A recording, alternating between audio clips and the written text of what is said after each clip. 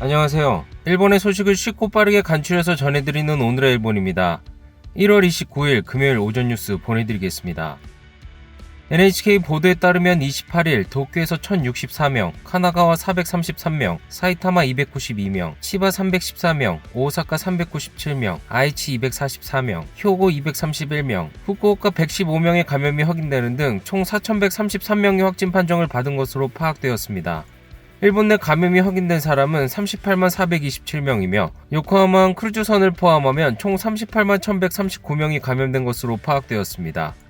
한편 도쿄에서 20명, 오사카에서 15명, 카나가와에서 11명, 효고에서 10명, 사이타마와 아이치에서 각각 9명 등 총 113명의 사망이 발생하였으며 누적 사망자는 일본 내 감염이 5,501명, 요코하마항 크루즈선을 포함하면 총 5,514명이 되었습니다. 한편 26일 전국에서는 속보치료 5137건의 검사가 실시되었습니다.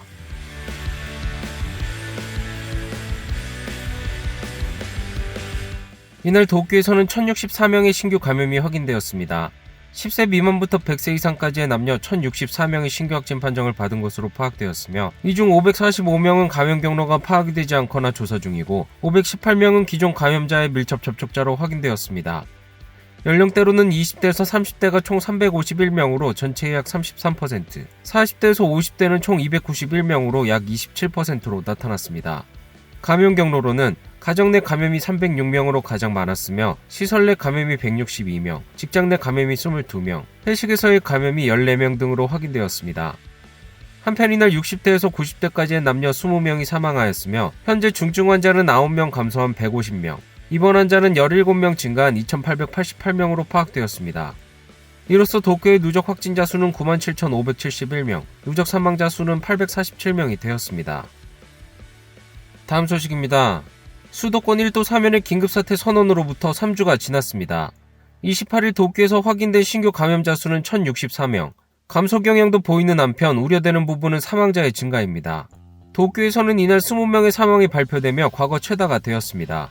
多くの方が亡くなられてから陽性が判明しているという形、それから自宅のご療で亡くなった方っていうカテゴリーに入っているのがお一人おられますけれども、高齢者の施設で、看取りの形で亡くなられました。いずれにせよ死亡者を出さないというのは都としても重要な項目でありますので、しっかりと重症者の方々にご回復を、そしてまた病床の確保もさらに進めてまいります。 사망한 20명 가운데는 컨디션 불량으로 병원에 가는 도중 쓰러져 구급 이송되었으며 이송 중 심폐정지 상태가 되고 병원 도착 후 사망이 확인된 70대 남성의 예도 있었습니다. 전국의 사망자 수도 113명으로 과거 최다가 되었습니다. 이날 모니터링 회의가 열린 도쿄. 현재 감염 상황에 대해 분석과 평가를 진행하였습니다. 結論は感染状況、医療提供体制ともに最高レベルの赤ということが灯っておりまして、緊急事態宣言が発令されまして3週間が経ったわけであります。でこの間ですね、皆さんにご協力いただいてまいりました外出の自粛、そして営業時間を短縮していただく、いわゆる時短、こういったことにですね、本当にご負担もおかけし、ご協力もいただいてきているということでございます。 감염 상황을 나타내는 도쿄의 주요 점검 항목은 지난 평가보다 감소 또는 비슷한 수준입니다. 다만 65세 이상의 신규 감염자는 여전히 고공행진 중입니다. 今回は新規の陽性者数に占める20代、30代の割合が前週と比べて低下しております。一方で50代以上、上の方ですけれども、その割合が前週と比べて上昇していると。特に80代以上の割合が約1割となっているという状況でございます。 카나가와에서는 독거 중인 50대 남성의 사망이 발표되었습니다. 이 남성은 이번 달 18일 양성이 판명되고 자택교양 중이었습니다. 症状としては、咳咽頭痛があって軽症だったと。1日2回のですね、安否確認とそれから1回の健康観察ということで、フォローアップをしていたと。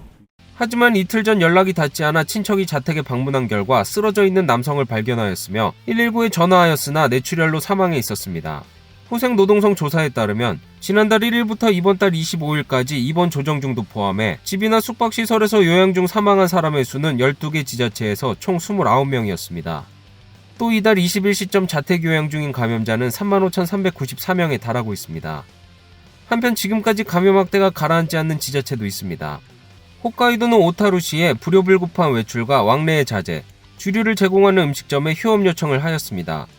多発する集団感染の早期の封じ込めをはじめとして、総力を挙げて感染防止対策に取り組んでいただくように指示をいたします。 오타루시에서는 의료기관이나 사립고등학교 등에서 클러스터가 잇따라 발생하였습니다. 또 28일까지 일주일간 인구 10만 명당 감염자는 101.4명으로 도쿄의 배 이상인 상황입니다. 이러한 자제 요청 기간은 다음 달 15일까지입니다. 普通に出歩かないでほしいなと思いますね。自分自身でもそこまで家からはほとんど用事がない限りは出ないようにはしてます。ですね、飲食店とかホテル関係の人は大変だと思うんですけど、もう今は我慢するしかないのかなと思いますね。 다음 소식입니다. 제3차 추경 예산안의 심의는 이날도 이어졌습니다. GoTo トラベルや GoTo イート、国土強靭化など、3月末までに使えるはずのない予算が多く含まれている、この社会の困窮の状態、そしてこの国民の感覚、こんなにもずれている。3次補正にはコロナ対策の予算はしっかりと組み込まれておりますので、このコロナ対策についてはまさにしっかり対応できるという。 추경 예산안은 코로나 수습후에 초점이 맞춰져 있어 야당 측은 의료체제에 추가 지원하는 재편성을 요구하였지만 이날 밤 정부의 안으로 통과되었습니다. 그리고 이날 크게 움직인 것은 벌칙의 방식에 대해서였습니다. この改正によって飲食の時間短縮など今まで以上に実効性のあるものになると思っています。これからこの感染を縮小させるために全力で頑張ってまいります。 초점이 된 것은 감염자에게 징역형을 부과하는 형사처벌의 도입입니다. 이날 국회에서는 이러한 지적이 있었습니다. 1月15日の厚生科学審議会感染症部会の議事録が昨日厚労省のホームページにアップされました。見て驚きました。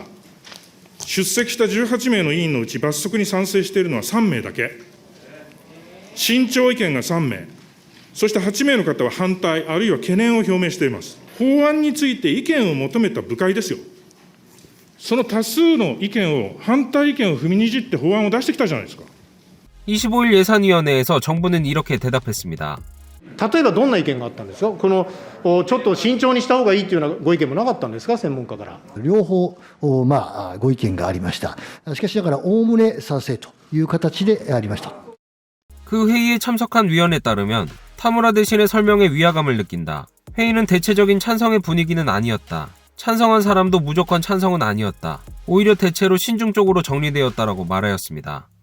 실제로 의사록을 확인해본 결과도 보건소의 부담 증가 및 벌칙의 실효성 등에 대해 우려하는 의견이 대부분이었으며厚生노동성 측의 결론도 벌칙에 대해 신중해야 한다는 의견을 존중하며 진행하겠다는 방향으로 정리되었습니다. これだけ異論が出ているということを今まで一度も説明してないじゃないですか。それで法案出したじゃないですか。いろんなご意見をいただき、おおむね了承というようなご判断をいただいたということでございます。実際に法案について政府が直接意見を求めた。 その場でもこれだけ異論が出た。そのことを言わずに法案をそのまま出すっていうのは許されると思いますか。こういう法案の出し方が許されると思いますか。総理。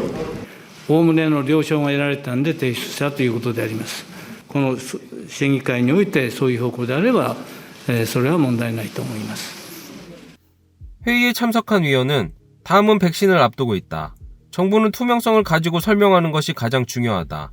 전문가가 말하는 것과 정부가 다른 말을 하고 있다면 신뢰받지 못한다라고 지적하였습니다.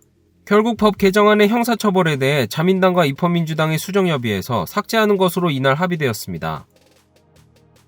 다음 소식입니다.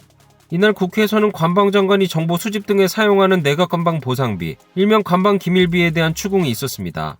스가 총리는 아베 내각 관방장관 시절 7년 8개월 동안 95억 4,200만 엔을 관방기밀비로 지출하였으며 그중 90%가 넘는 86억 8천만 엔을 영수증 없이 사용한 것으로 확인된 바 있습니다. 이는 단순 계산으로 하루 평균 307만 엔을 사용한 셈이 됩니다. 이날 국회에서 코이케 아키라 공산당 서기국장은 스가 총리에게 작년 총재선거 출마 전날인 9월 1일부터 총리에 취임한 16일 사이에 4,820만 엔이 사용되었다고 주장하며 총재선거를 위해 사용했다고 해도 할 수 없는 것 아닌가라고 지적하였습니다. 이에 스가 총리는 그런 일은 일절 없다라며 부정하였으며 카톡 관방장관도 답변해서 총리가 관방장관 시절에도 총재선거에 임하며 정부 전체에 대해 대응하고 있었다. 당연히 그러한 것에 사용되어 왔다라고 설명하였습니다. 해당 기사에 대한 댓글 반응 살펴보겠습니다. 정부 자민당에 손이 닿지 않는 지각 같은 것이라고 생각한다. 여기서 카와이 선거 자금 1억 5천만 엔도 지출되었을 것이다. 와, 4,820만 엔이나. 총리는 국민에게 생활보호제도도 있다고 말하는데 세금으로 선거 매수를 했다는 건가요? 국민에게 나눠주는 돈은 장래의 빚이고 총리가 사용하는 세금은 선거 매수금인가? 야당과 정권 교체해라. 이런 총리와 선거 매수당은 필요 없다. 16일간 4,820만 엔. 총재 선거로 바빴을 텐데 무엇에 쓴 건지 납득이 되지 않는다. 일하시는 아버지들이 영수증 없이 쓸 수 있는 게 겨우 하루 860엔 정도인데 스가 총리를 추천한다고 기류가 바뀐 날도 검증해봐야 한다. 스가유 시대 당신은 8년간 86억이나 공금을 마음대로 썼으면서 국민에게는 혼자서 해결하라고 말할 수 있나? 자민당 전원 낙선시키지 않으면 안 된다. 기밀비의 기밀성은 준수되어야 한다. 그러나 미국처럼 일정 기간이 지나면 공개되어야 한다. 공개룰을 정한다 해도 누군가가 쇠절기에 넣어버릴지 모르지만. 다음 소식입니다. 영국에서 감염이 확대되고 있는 변이 코로나19 바이러스 감염자가 추가로 확인되었습니다. 이날 확인된 사람은 사이타마현에 거주하는 남녀 3명이며 이들은 해외에 체류한 이력은 없습니다. 후생노동성에 따르면 3명은 이달 19일부터 20일에 걸쳐 증상이 나타났으며 사이타마현 내 의료기관에 입원하였습니다. 이들의 검체를 국립감염증연구소가 조사한 결과 영국에서 감염이 확산되고 있는 변이 바이러스가 검출된 것으로 확인되었습니다. 이 3명은 며칠 전 감염이 확인된 도쿄에 거주하는 40대 남성의 직장 관계자로 모두 해외 체류 이력은 없는 것으로 확인되었습니다. 후생노동성은 도쿄의 남성이 직장에서 감염되었을 가능성이 있다고 보고 감염 경로의 조사와 3사람의 밀접 접촉자 총 9명의 감염 유무를 조사하고 있습니다. 이렇게 일본 내에서 변이 바이러스 감염이 확인된 사람은 총 56명이 되었습니다. 다음 소식입니다. 일본에서 영국 아스트라제네카사의 코로나19 백신이 대량으로 양산될 예정입니다. 아스트라제네카는 일본 공급량의 약 75%에 해당하는 9천만 회분을 일본에서 양산할 계획입니다. 일본 정부와 아스트라제네카는 지난해 12월 1억 2천만 회분의 코로나19 백신을 공급하는 계약을 맺었으며 3월까지 3천만 회분을 수입할 예정입니다. 또 나머지 9천만 회분은 일본에서 생산될 예정이며 신속한 공급을 위해 효고현에 있는 의약품 회사 등의 백신의 제조를 위탁하여 조만간 생산을 시작할 방침입니다. 일본 내 생산으로 백신의 출하 준비가 마무리되는 것은 빨라도 5월경으로 보이며 후생노동성의 승인을 얻은 후 출하될 예정입니다. 다음 소식입니다. 도쿄올림픽에 입장하는 관중을 일본 국민을 포함한 일본 내 체류자로 한정하는 방안이 부상하고 있습니다. 이는 일본 내 심각한 감염 상황, 영국 변이종의 확산, 긴급사태 선언의 연장 가능성 및 국민의 불안 등에 따라 제기된 가능성입니다.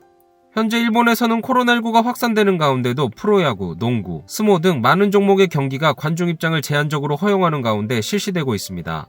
이로 인해 올림픽도 국내 체류자로 관중을 한정한다면 무관중 개최는 피할 수 있다고 보고 있습니다. 무관중으로 개최할 경우 900억엔에 이르는 입장권 수입이 사라지기 때문에 이를 보전할 공적 자금을 추가 투입해야만 하는 리스크가 있습니다.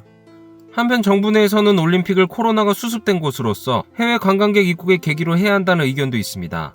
감염 상황이 진정되어 긴급사태 선언이 해제되거나 백신 접종이 시작되면 여론의 분위기도 바뀐다며 판단을 서두르지 말아야 한다는 생각입니다. 이렇게 올림픽의 개최 방식이나 시기 등에 대한 논란이 일고 있는 가운데 기업은 올림픽을 예정대로 개최해야 한다는 의견이 많은 것으로 나타났습니다. NHK가 주요 기업 100개사를 대상으로 한 설문조사에서 올해 여름 도쿄올림픽 개최에 대해 질문한 결과 규모를 축소하고 열어야만 한다라는 응답이 절반 가까이였으며 정상에 가까운 형태로 열어야만 한다도 포함하면 대략 60%가 개최해야 한다고 응답하였습니다. 이는 코로나19가 경제에 미친 영향 등을 파악하기 위해 주요 기업 100곳에 조사하였습니다. 개최해야 하는 이유로는 경제와 사회 활성화를 위해 등 경제 회복을 기대하는 의견이나 선수 경력을 생각하면 무관중으로 개최하는 것도 의의가 있다 등의 의견이 있었습니다. 한편 개최해서는 안 된다라고 답한 곳은 3개사로 코로나가 수습되지 않은 가운데 개최에 따른 해외 왕래는 리스크가 크다 등의 의견이 있었습니다. 무응답은 36개사였으며 감염 상황을 감안한 신중한 판단이 필요하다라는 의견이 거론되었습니다. 오늘의 일본 소식은 여기까지입니다. 시청해주셔서 감사드리며 즐거운 하루 되시길 바라겠습니다. 저는 또 새로운 소식으로 찾아뵙도록 하겠습니다. 이구저TV였습니다.